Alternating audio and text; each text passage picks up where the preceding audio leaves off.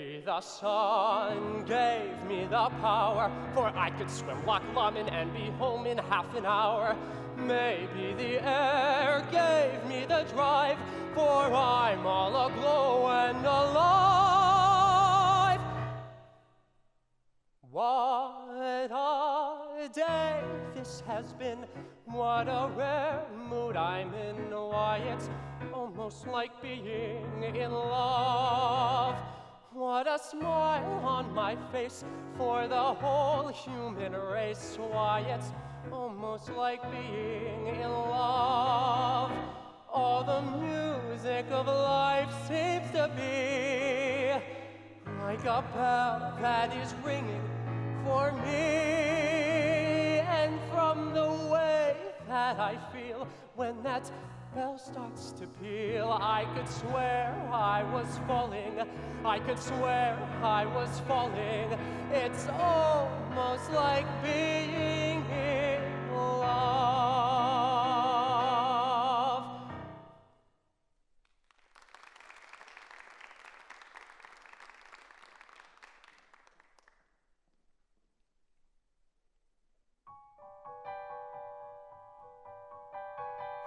Once I hated this city, now it can't get me down. Slushy, humid, and gritty, what a pretty town. What thought I could be duller, more depressing, less gay? Now my favorite color is gray. The neighbors yell in the summer, the landlord yells in the fall, so loud I can't hear the plumber pound the wall. An aeroplane roars across the bay, but I can hear you as clear as day. You said you loved me above the sound and speed. With your love, what more do I need?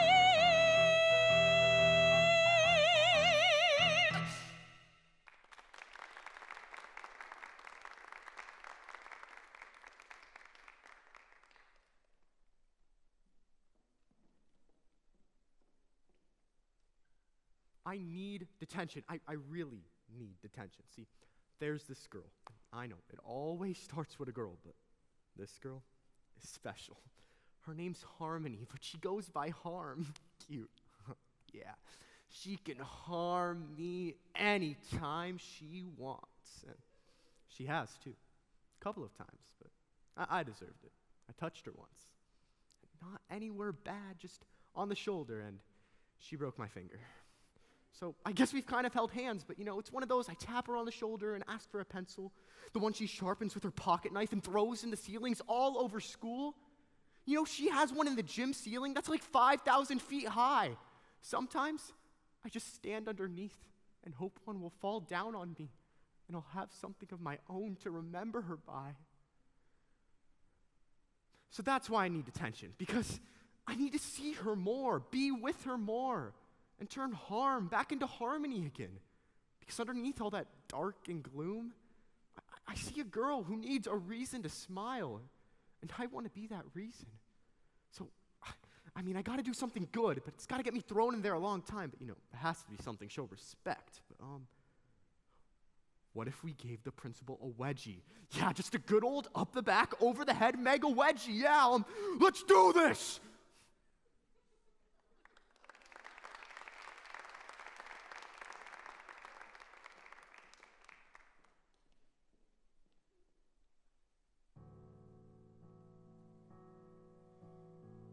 Is it really me? Is it really true? Suddenly I'm beautiful, being here with you. Deep inside your eyes,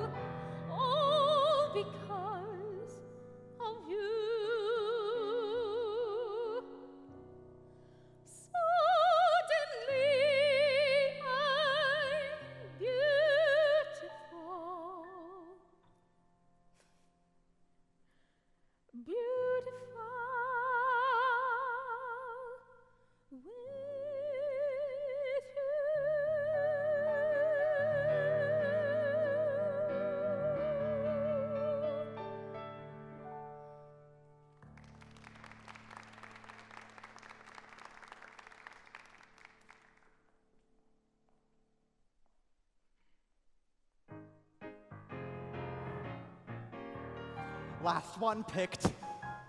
Non-athletic, last one picked. At sports, I was pathetic. Other kids could tumble and run, but my coordination was totally 6 guys left, stomach sinking, 3 guys left. My self-esteem was shrinking, felt so ashamed I could have cried. Nobody wanted me on their side. How many notes did I forge to say, please excuse Alan from gym today? He wrenched his back, his colon's spastic, he's got meningitis and his kneecaps are plastic. I was the last one picked, rejected by the rabble, last one picked. I could beat them all at Scrabble. My brains didn't do me a bit of good. The bottom of the barrel was where I stood. But time went by and I met you and learned a team could consist of 2. The way I was A-okay, and who cared about kids' games anyway? Last one picked. The past is past now. Last one picked. At last I'm not the last now. One out of all those other guys, you picked me.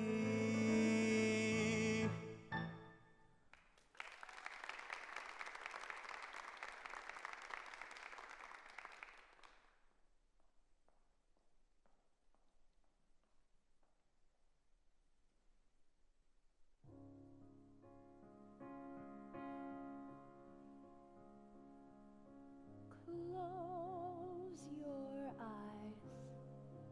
I'm still beside you. No goodbyes needed today. Hear what the rain says. Know what it knows. After the rain, something grows. I don't need a roof to say I'm covered. I don't need a roof to know I'm home. There could be a single shingle dangling overhead. I don't need a roof to make my bed.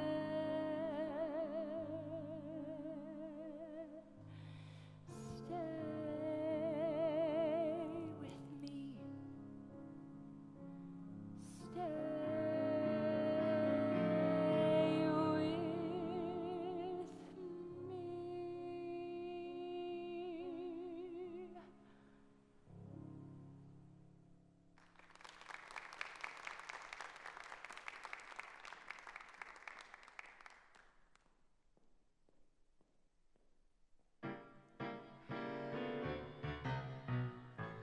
The lady ain't been born, can't take the place of a horn with the cornet man.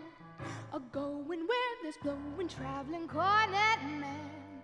Just anytime they call him, he'll leave his wife and kitty sitting with their tongues out to play for peanuts in some dive and blow his lungs out. He'll hop a choo-choo on a moment's notice and play some dates with Billy Bates or ragtime Otis.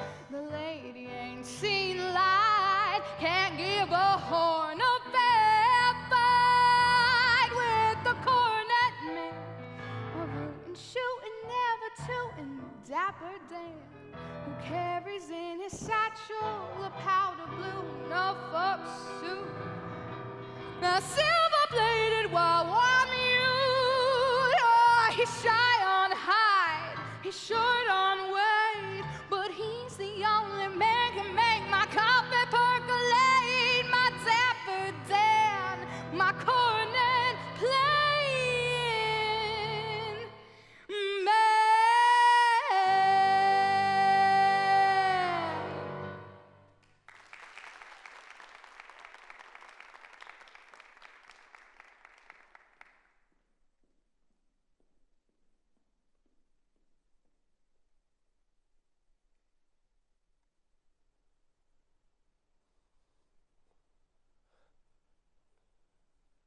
I used to have a shirt like that one. The one he's wearing in the picture.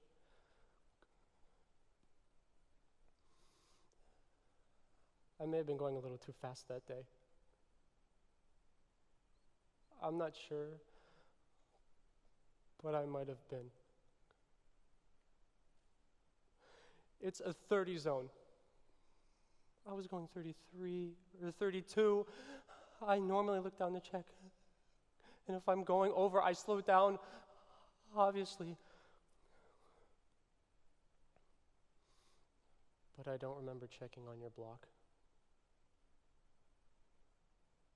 So it's possible that I may have been going a little over the limit. And then the dog came out, and I swerved out of the way to avoid him, not knowing, obviously.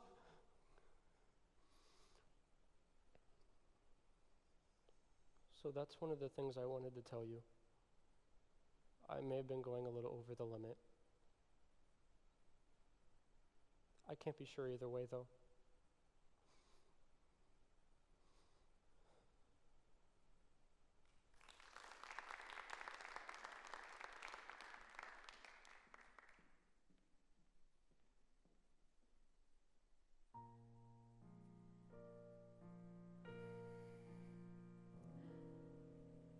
We could make believe I love you. We could make believe that you love me. Others find peace of mind in pretending.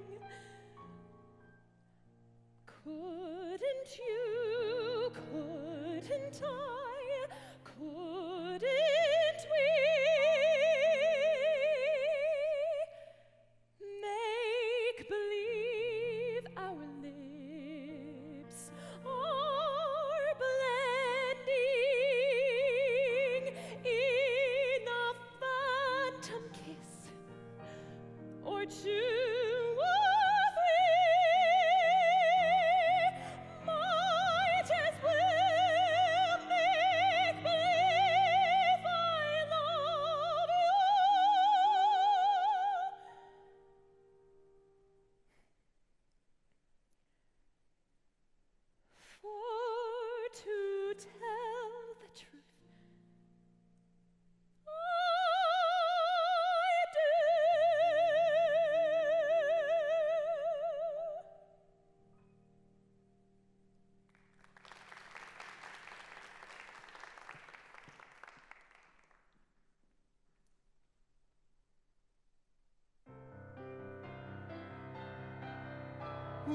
And oh, the towering feeling just to know somehow you are near.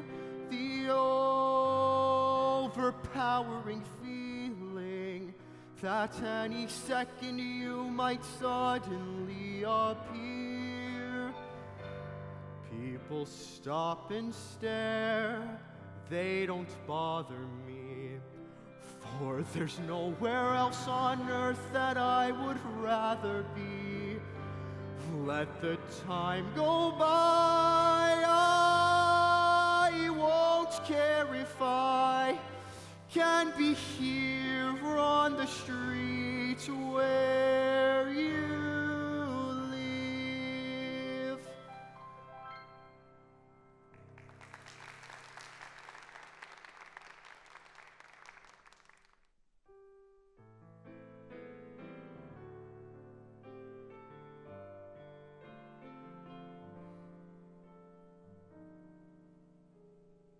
Look for small pleasures that happen every day, and not for fortune or fame.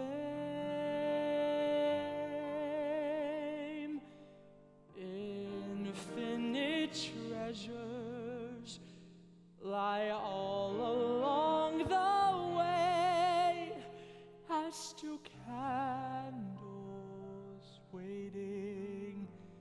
for flame.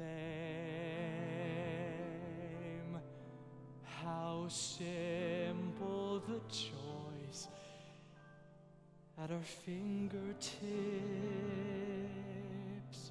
This plain air we shared is champagne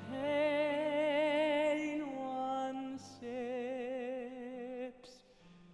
Look for small pleasures upon this ball of clay, and not for lightning to tame. And one day there's someone, just a friendly someone, who'll be husband or wife to you, be the love of all your life to you. And you'll find how great small pleasures can prove.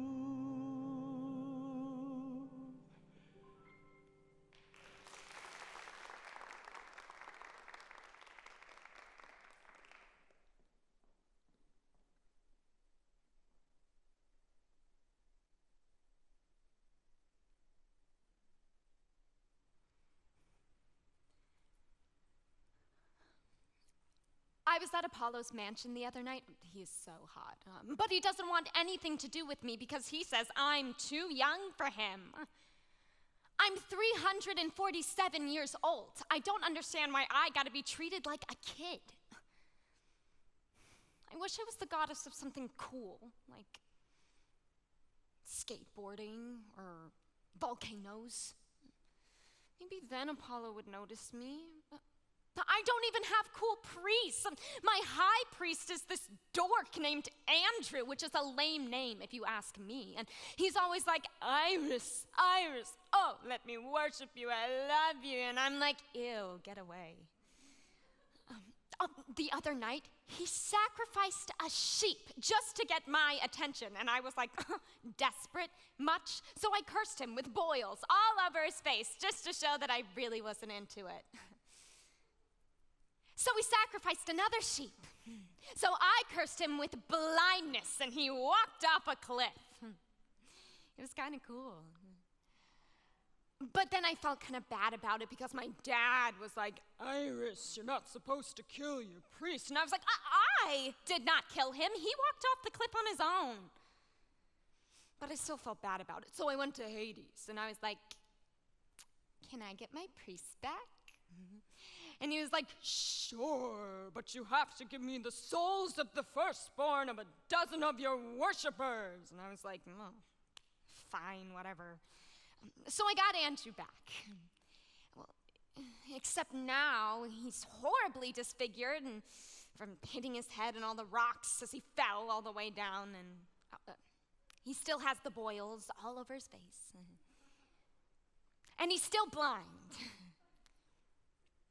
He's supposed to be my earthly representative, right? Well, meanwhile, there are no worshipers at my temple because this guy's out in the front moaning. Oh, but he's still got enough sense to say, Iris, Iris, I love you. Oh, the pain and blah, blah, blah, blah.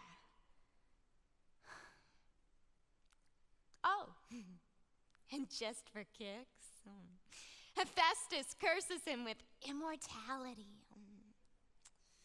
So now I can't even kill him.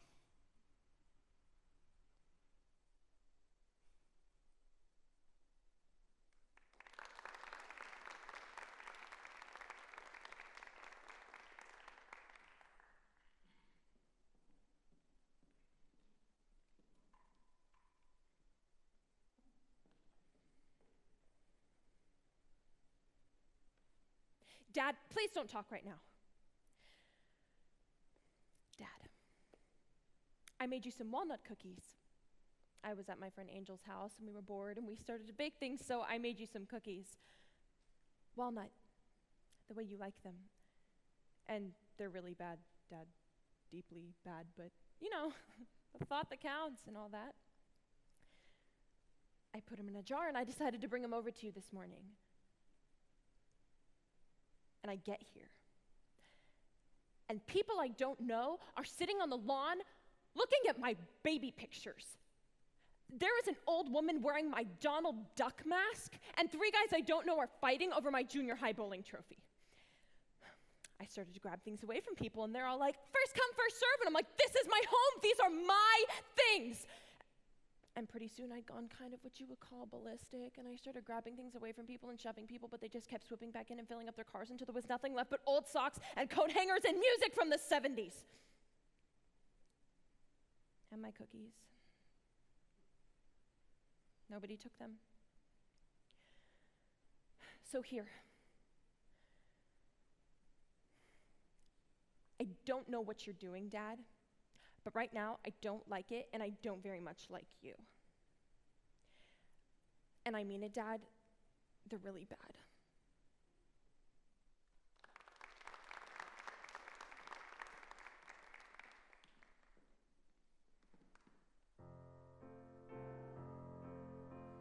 In all the famous love affairs, the lovers have to struggle. In Garrett's rooms away upstairs, the lovers starve and snuggle. They're famous for misfortunes which they seem to have no fear of.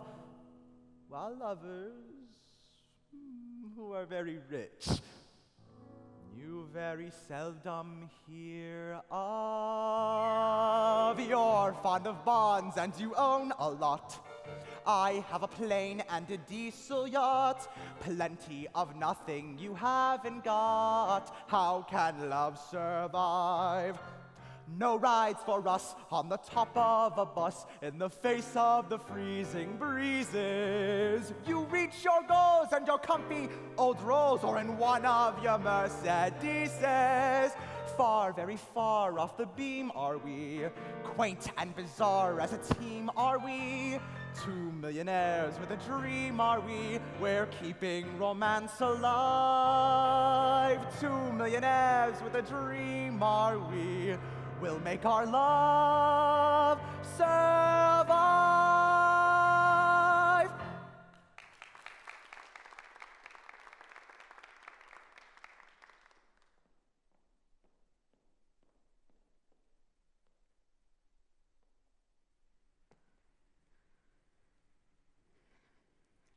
I hate acting. I've always hated acting. It fills me with nothing but self-loathing. Oh, there, I said it. And you do your affirmations and your prayers, a Hail Mary, whatever, that you'll be so filled with self-love that all of that won't matter. Oh, what am I saying? It's all a joke. You know why I don't want to act? Oh, and please don't tell Jonathan this. I've never told anybody this, but I started to stutter on stage. I mean, honestly, can you believe that? I'd get to a word in the script, and when it comes my way, I just can't say it. I freeze. I'm not able to say it. I just get fixated on a word. And oh, it happened to me last time whenever I was playing the blind Mexican flower lady in a Streetcar Named Desire. Don't ask me why. Anyway, all I had to say was flores para los muertos. I couldn't say it. Now I can say it. Flores para los muertos. That's all I had to say. I sat backstage all night. Flores para los muertos. Flores para los muertos. Flores para los muertos. I couldn't say it. Now I can say it. It's pathetic. Muertos. I couldn't say muertos. What I ended up saying was flores para los dead people. Blanche Dubois accused me of sabotaging her performance, which is rightfully so because all I had to say was just that one line. And that's what I was getting paid to do. And Jonathan made me feel so. Why don't I just leave him? Oh, I really should just leave him.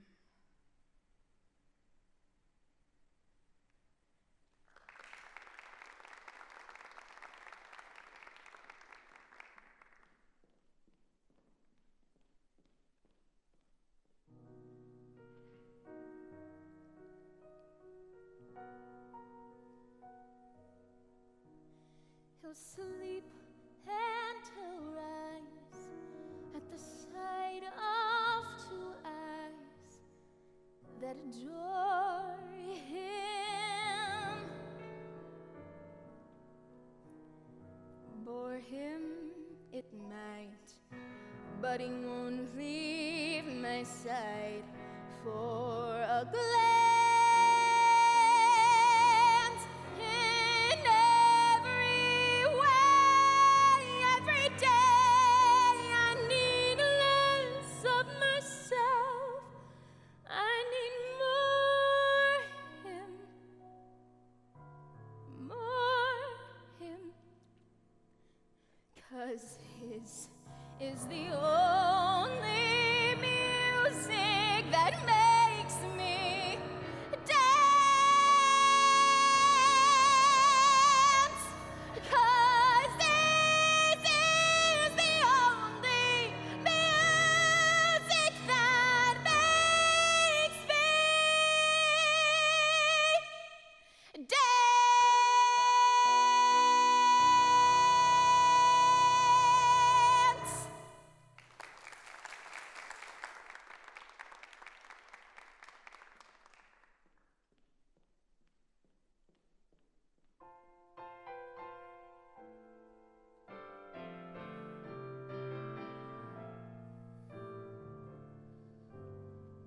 Who can I turn to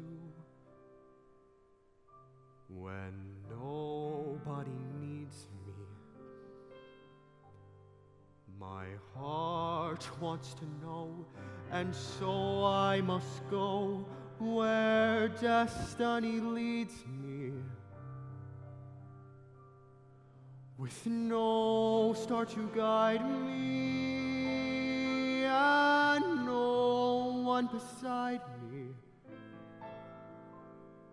I'll go on my way, and after the day, the darkness will hide me. And maybe tomorrow I'll find what I'm after. I'll throw off my sorrow, beg, steal or borrow my share of laughter.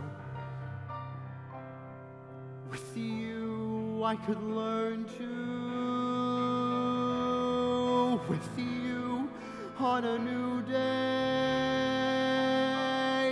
But who can I turn to if you turn away?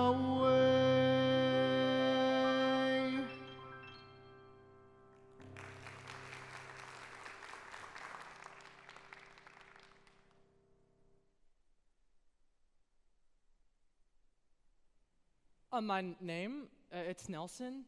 Nelson Steinberg. It used to be Nelson Wan, but then my mom got remarried and we changed our name, so now it's Steinberg. Which is so great because I get to sit behind Rachel in homeroom. Steinberg. I also get to sit behind her in calculus. She's really great at math, like really great, which is so great for a girl.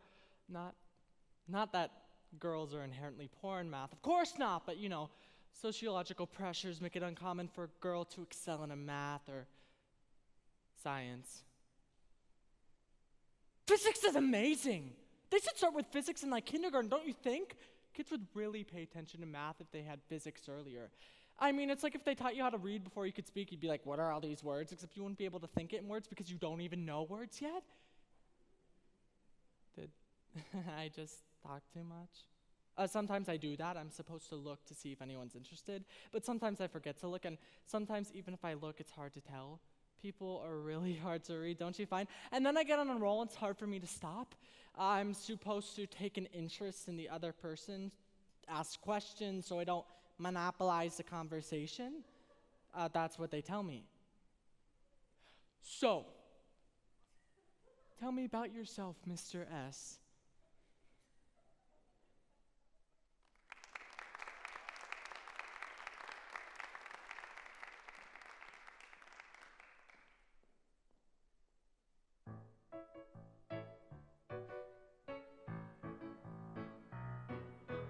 how it must feel to go racing wherever you please.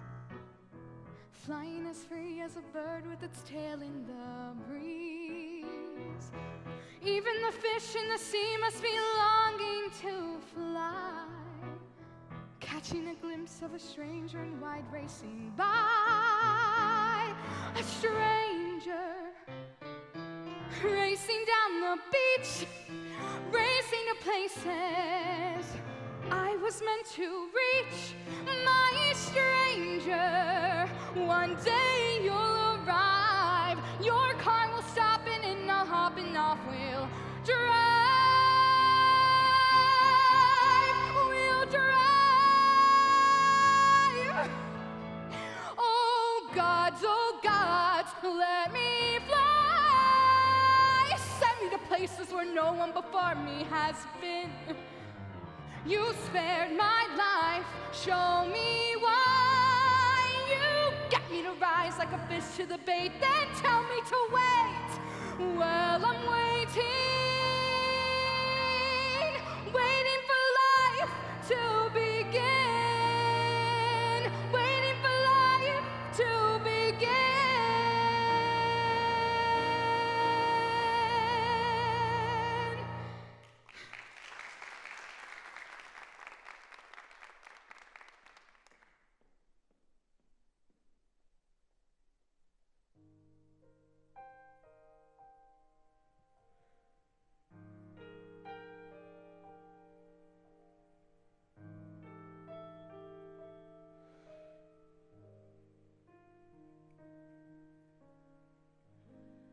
The sun comes up, I think about you. The coffee cup, I think about you. I want you so, till I come losing my mind.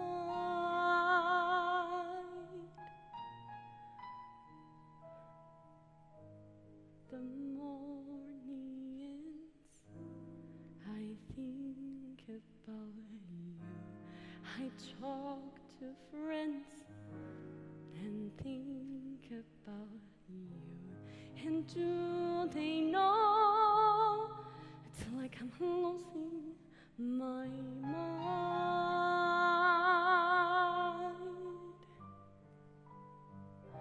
All afternoon doing every little chore, the thought of you says right. Sometimes I stand in the middle of the floor, not going left, not going right. I dim the lights and think about you. Spend sleepless nights to think about you. You said you loved me,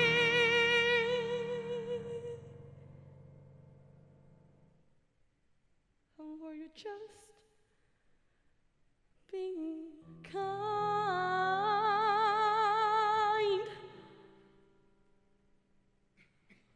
Or am I losing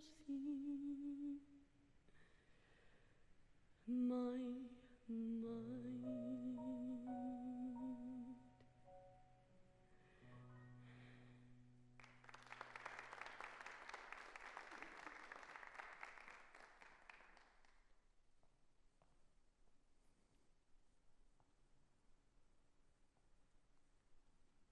If there's one thing in theater that I cannot stand, it's going on stage and opening a show cold. It's better than waiting tables. I'm Charlie, your waiter for this evening, and I'd rather be on stage tonight. But I'm here, waiting tables. Waiting tables is a toy job. You probably don't even know what a toy job is. I'll explain. A toy job is a job that you don't really like to do, that you do to make a living, until you get the chance to do the job that you actually like to do. It's a standard job for an actor. I mean, if you're an insurance salesman or a dentist and they come up to you and say, "Hi, what do you do for a living?" And you say, I'm a waiter at this little French restaurant at 52nd Street. They think you're a failure. But if you're an actor, it's expected. So. Oh, ik personnel parle français. That's the name of this place. Yeah, well, I didn't get it the first time either. It literally means no one here speaks French. It's really a lunch place. Around lunch, they have 3 to 5 waiters, and around lunch to dinner, 1 waiter.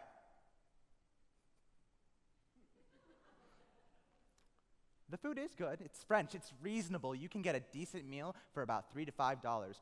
Well, you know, the price starts to increase when you start ordering things like coffee and tea. What is she doing here? It is 3:30 in the afternoon. Bonjour, mademoiselle.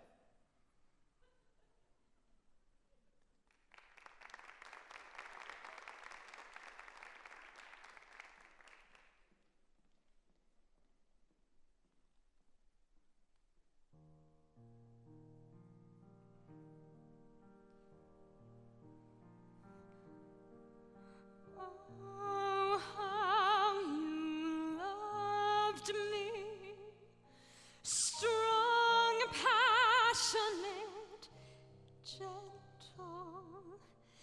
Now you perceive me, all but incidental. Words count for nothing, only for show. Never again will I suffer this. Never again fall so low. Never again. But there's one thing I know.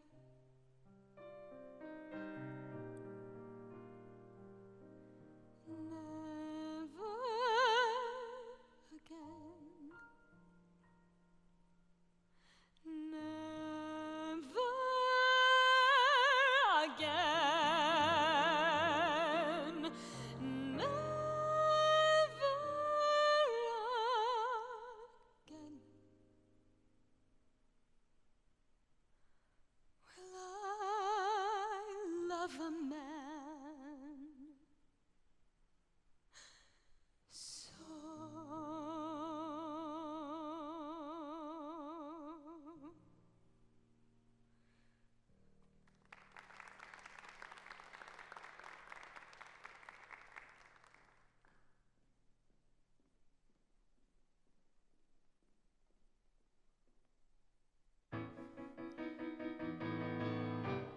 We could catch 1,000 stars and stand them on a pin. We could leap from here to Mars and make the planet spin.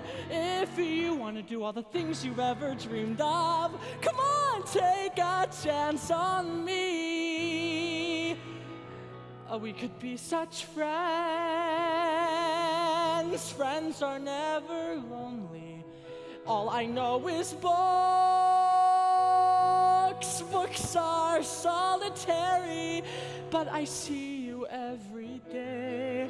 How you live in your own way, and you make me want to dare to take a chance on you. We could live a million dreams, but only if we dare. We could go to such extremes. There's so much we could share. We'll circle the world doing all we ever dreamed of. And we'll live in our own way. And I'll see you every day. We'll be the best of friends when you take a chance on me.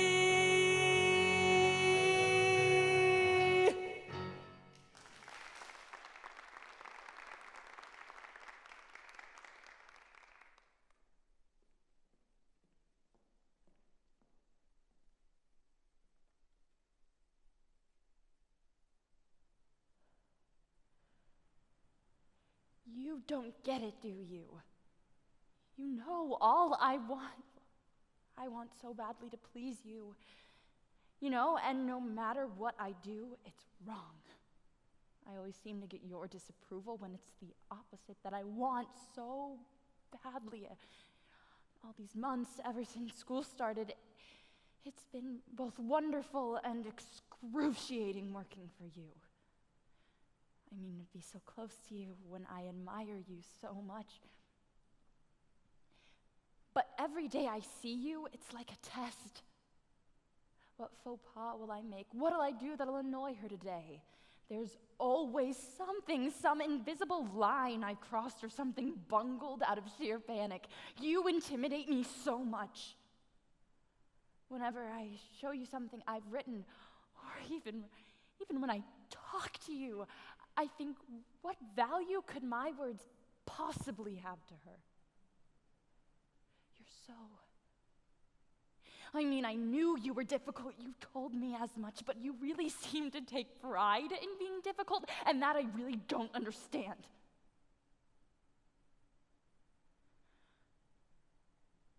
I've said too much. Look, maybe I'm not cut out for this, you know? Maybe my skin's not thick enough. Oh well. I'm sorry I touched your things. I thought you would appreciate it. I'm sorry. If you're hungry, there's dinner in the fridge.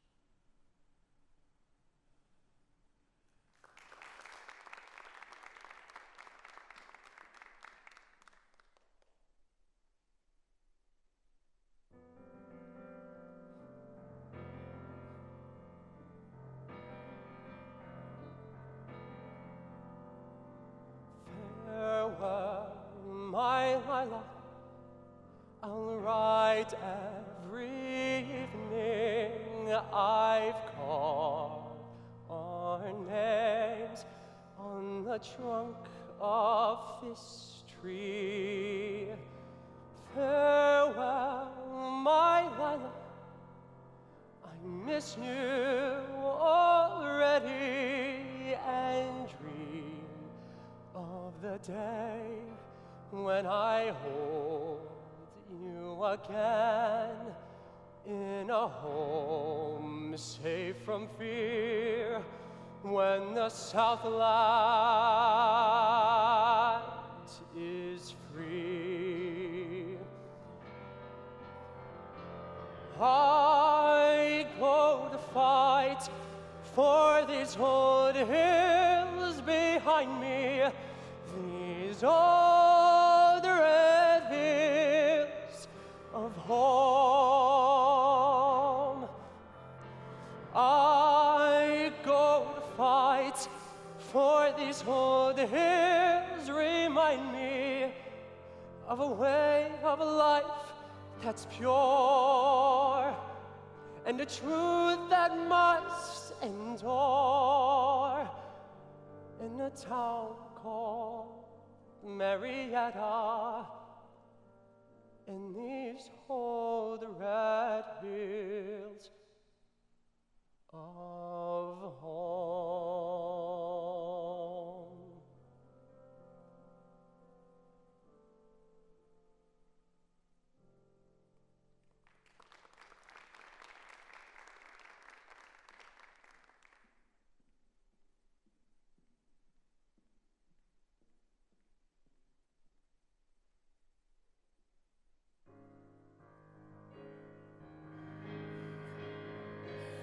I'll find my way.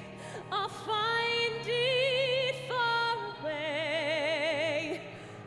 I'll find it in the unexpected and unknown. I'll find my life in my own way. Today, here I go, and there's no turning back. My great adventure has begun.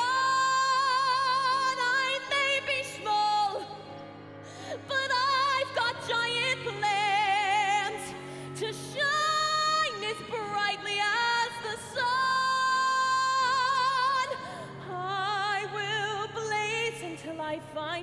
time and place.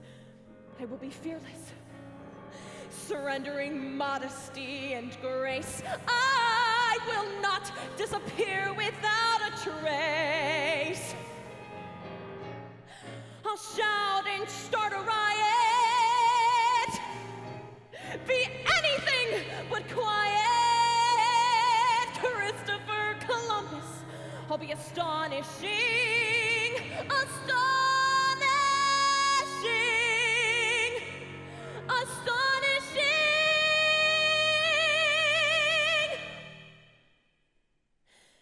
At last,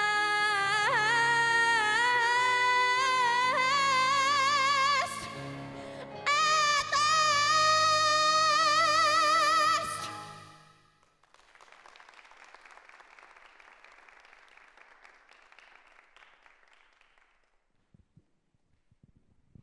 And ladies and gentlemen, will you please welcome back to the stage your 10 BFA hopefuls, and I'm sure they will get there, your senior class, your 10 incredible, talented students. Where are you all, everybody?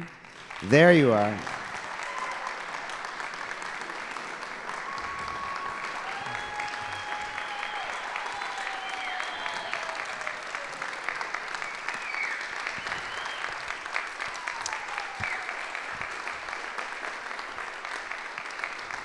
Great work. Feel decent? I'm tired. Great. Why don't you go get a mask and come back down here and join your friends down here in the audience, and we're just going to chat a little bit before we workshop you all, and then and we'll talk a little bit. So grab a mask, and then we'll go from there. And I'm going to invite Tess and DB back down here, and then we can talk a little bit. I'm going to stay right here. I think you all can see us, okay? Well, what do you think? They're incredibly talented, right? So for those of you who are hopefuls at this down the road, those of you who are in here, my other students, my underclassmen that I love so much. So if you understand why we picked what we picked as far as literature is concerned, it's very important because we want to make sure that our students are showing intellect as they work, that it's not just a song contest, you know what I mean?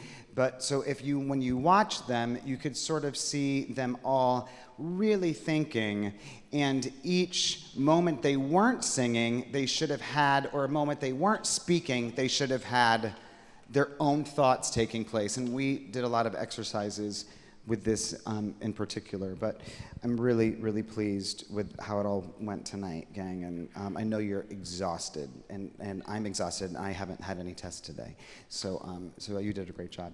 DB, give us your assessment tonight as you looked at these guys. Where do you feel we are in the lineup of things, and what are your thoughts? Well, congratulations. First of all, I mean, you know, I got to watch a lot of you guys do your tapings, and now to see the people that I didn't get to see before was a real honor. So congratulations, firstly. You know, I'm just sort of struck by. I'm going to echo a little bit about what I said before. I'm just really struck by the level of talent. And, you know, when I'll work with them later, I can actually work with them like I work with people in New York, because they have that level of readiness and preparedness that I've never seen before in kids, young adults, this age. So it's incredibly impressive. Incredibly impressive what you guys do here and what you just did. I hope you feel proud of it, because you absolutely should. Thanks. I agree. And Tess, your work is in them, very much so. And I'll tell you, everybody, like, I'm so thankful that Tess is here, and it's been such a joy for me to watch a former student who's like my child, but now literally give back to her school and give back to these kids. And once again, like, I hate that COVID is here, but if it wasn't here, you'd be spending about $8,000 more this year on this experience as far as getting to different places and auditioning. It's so expensive. And we would not have her here at this point. So I'm so thankful. I'm so thankful for this. And we're going to go through each of your pieces, and Tess will give you some feedback. But I've also loved that Tess has turned into a remarkable educator, and she's really great at what she does. And now that you've like watched your children produce, what do you think? I'm so proud. I know it's amazing. You guys, it's amazing. You guys are amazing. I can't wait to see what you do. Yeah. And I was sitting here watching down here trying to play this. I'm sorry, Olivia, I played yours in the wrong key. But I sat back and I thought, every one of you, like, it was a perfect representation of really who you are up there on that stage. Like, we got to see moments of each of you in such truth, and it also showcased what you can do storytelling wise, but also vocally. I mean, come on, we have some of the best singers in the country here at the school, and it was showcased on the stage. But more importantly, I feel like we found you all and your nuances of who you are in those pieces, and that's really important. DB, tell us, can you give them a little bit of advice where they are now, right? Like getting ready for this next experience in their lives, and getting ready to move away or whatever. And then soon, friends, they're going to be auditioning for him. You know what I mean? Like the next step is even Tess had auditioned for him at one time. The next step in their journey is auditioning for him. That's where we want to end up, right? In that Broadway office or at Ripley Greer or wherever you're going to be, and you're going to audition for him. What can you tell them now as they're preparing? How should they continue to prepare? And what are certain things that you, what little secrets can you tell them that they can carry with them 5 years from now, maybe when they're in your office? Well, I think that, for one, it's always important to keep learning, to keep training. Don't, this is just scratching the surface of what you should be doing, what you should be learning, how you should be working. I'll sort of equate it to a sports analogy that my father always told me when I played sports. He said, you may not be the most talented one, but you can hustle the most. So that holds true in this profession too. You don't let anybody outwork you. Yeah. Don't let anyone outwork you, because it's a hard enough thing to do. If you're lazy, you're not going to go very far. It's very competitive, and you all can do it, and you all, because of these guys, know what it takes. You know what good training is. So keep doing that. And I think it's also important to know that each of you, I love the saying, I took a master class with Barbara Cook one time, and I'll never forget her saying this when she said, you are enough.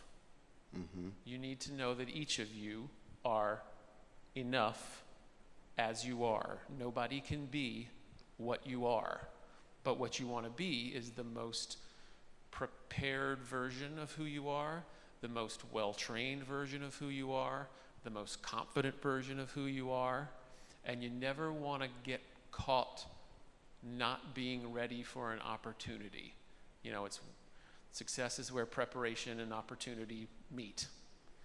And those two things are, opportunity sometimes you can't control. Preparedness you definitely can control. Mm-hmm. And don't let anybody outwork you. And then, sort of the flip side to that, I think, is being able to walk into a room that you're so prepared that then you can throw away the training and not worry about, you've become so used to being good in your preparation that you don't have to worry about being right or perfect in the room. You only worry about being you, because what I wish I would have known as an actor, I was an actor for 17 years, and I wish I would have, I guess I kind of knew this because people told me, but I really got to experience it. I have really gotten to experience it as a director. The best person definitely does not always get the part. So there's certain things that you can control and certain things you can't control. Control what you can control, which is you.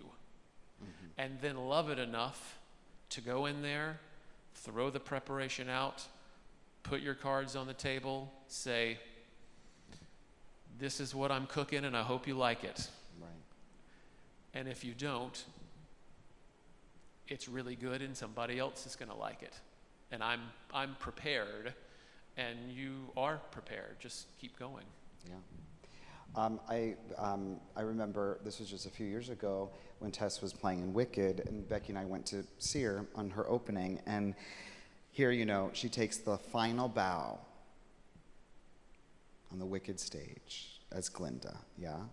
And Becky and I are in the front, and we're crying, and we're so excited, and then we go backstage, and like, you know, there's so many people, and everybody in New York loves this kid, so and we just waited, Becky and I just waited, and there were so many people, and there were more tears. And then we go down the stairs, and she goes out the backstage door, and Becky and I are just sitting, watching her sign all these autographs on these playbills, right? And I remember I was like, she did it. She did it. And then we go to this little restaurant for dinner. There's all these people there, all celebrating her. And we sit down, and I'm sitting right next to her, and she says, okay, tell me what I need to do better tomorrow. I'm like, you're Glinda in Wicked. What do you want me to tell you? She's like, no, what can I do better? And I was like, you need to continue taking voice lessons, and let's keep working, you know? But I find that very interesting, because even though she got to that point, she was still like, okay, so for tomorrow night, and for the next night, and for the next night, for the next night, for the next night, what can I do to make this better? What do I need to do? Now, after getting into the top college program in the country, taking that final bow at the Wicked stage, what would you tell these guys where you were here not too long ago, not in this space, but what would you tell them? What would you have told yourself in these chairs all those years ago, now doing what you've done? Just to keep training. I think when I left college, I had thought that I'd been so focused on. I'd been so focused on acting and becoming a better actor and learning all these things, and when I got to New York, I was like, well, I know everything now, and so now I don't need to take class anymore.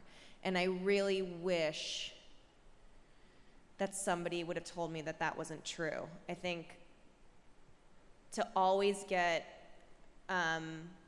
coaching and help and get people's opinions, smart people's opinions, and then always be in class and meeting new people, and just to keep learning. That's what I wish somebody would have told me. And I'm so grateful for where I am now, and everything is amazing, but I think I missed out on a lot of opportunities because of that, because I thought that I knew. Yeah. And lastly, before we start workshopping you all, I'm going to carry on with what DB said, that you are enough, but the best part about you when you're not enough, who is? Who? Yeah. That Holy Spirit that's within inside of you, right, is going to give you even more. And I do believe two things, that in our weakness, his strength is going to give you what you need, number one. And I also do believe that God honors hard work, because I've seen it here at King's. I've seen it through you all. I've seen it through this program. And I do believe that he is going to take all of the work that you guys have been doing, and he's going to bless it. And he's going to put you exactly where you need to be. And we pray all the time that God opens and closes those doors, right? And that stinks when the door gets closed, but there is a reason, and God is in control, and he already knows where you're going to be in the fall. He does. And I can't wait to see what's going to happen, because I'm really excited about going to visit you all and see what projects you've got going on. DB, will you close us with what your thoughts for our families who are like, what am I doing with my child when this business right now is closed? What is your input, and how can you encourage them that this is not going away, that the business will come back? What are your thoughts? Yeah, I mean, look, we're going through it right now as well. You know, we aren't working in New York right now. But I mean, will the business be the same in a year? I'm not sure. Will it be the same in 4 years when they get out of college? Yep, absolutely, it will be the same. I mean, Broadway's Broadway. You know, in New York, it's New York, and it's not gonna that's not gonna go. It's not gonna go anywhere. It's part of the fabric of that city, and it's part of the fabric. Not just it's not just about New York too. I mean, there's good theater in a lot of places, and people need it. People are uplifted by it. People are inspired by it. People laugh, people cry, people love live performance, and that's just nothing will ever totally stop that. So I get the fear, but I think it's no scarier than any other profession right now. You know, everything's affected by it, and I